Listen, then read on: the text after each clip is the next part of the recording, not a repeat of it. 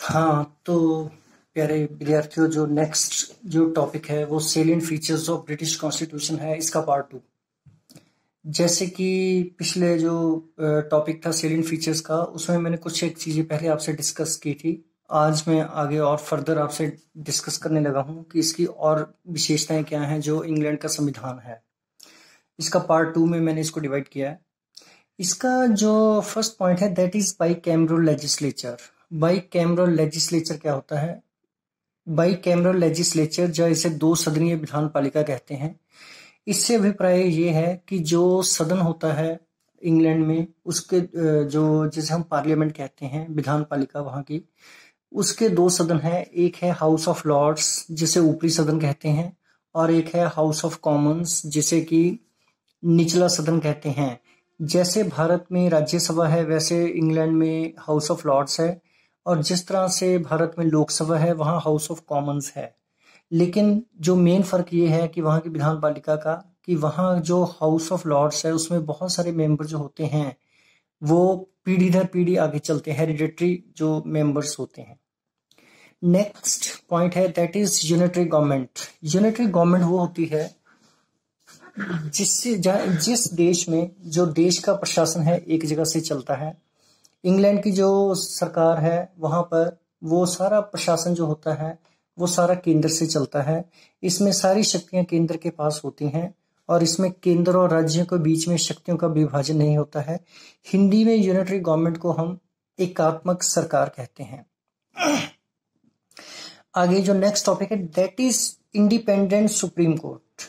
England के जो संविधान है उसकी एक विशेषता ये है कि वहाँ की जो अदालतें हैं वो टोटली आज़ाद होकर फैसले करती हैं। उनके ऊपर किसी तरह का प्रेशर नहीं होता है, और वो खुद ही मेरिट के आधार पर फैसले करते हैं, और उनके कामों में कोई भी दखलंदाजी नहीं होती है। इसीलिए ही इंग्लैंड की जो अदालतें हैं, जो वहाँ की सुप्रीम कोर्ट है, उसे हम इंडिपेंडेंट सुप्रीम कोर्ट कहते हैं। नेक्स्ट जो है रूल ऑफ लॉ।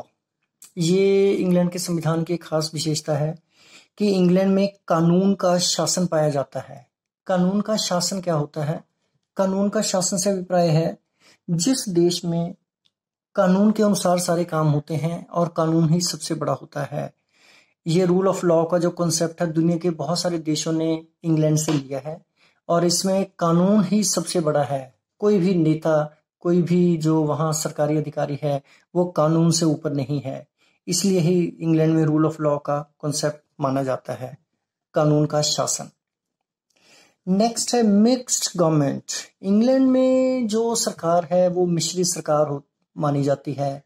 जैसे इंग्लैंड में वहाँ लोकतंत्र भी है, वहाँ संसदीय सरकार भी है, वहाँ यूनिटरी गवर्नमेंट भी है, वहाँ जो राजतंत्र है जिसे हम मोनार्की कहते हैं ये भी पाई जाती है। इससे ये पता चलता है इंग्लैंड का जो संविधान है, वहाँ का जो सिस्टम है, वो एक तरह से एक मिक्स्ड गवर्नमेंट आधारित है, जिसमें आपको बहुत सारी अलग अलग तरह की मिश्रित जो है विशेषताएं पाई जाती हुई मिलेंगी। इससे ये स्पष्ट है कि इंग्लैंड का जो संविधान है वो मिक्स्ड गवर्नमेंट पर आधारित है। Gap between theory and practice.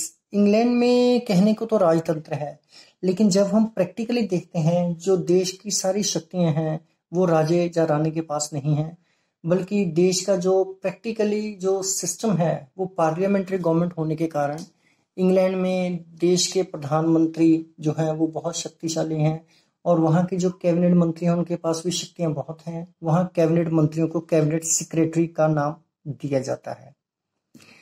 Next जो पॉइंट है bi party system. Bi party system क्या होता है? बाई पार्टी सिस्टम वो होता है जिसमें देश में जो प्रमुख दल हैं वो दो पाए जाते हैं।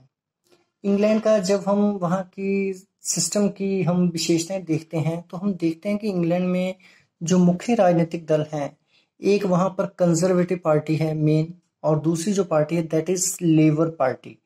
और इसी कारण ही इंग्लैंड में जो है बाई पार्टी सिस्टम का हम कॉन्सेप्ट मानते हैं।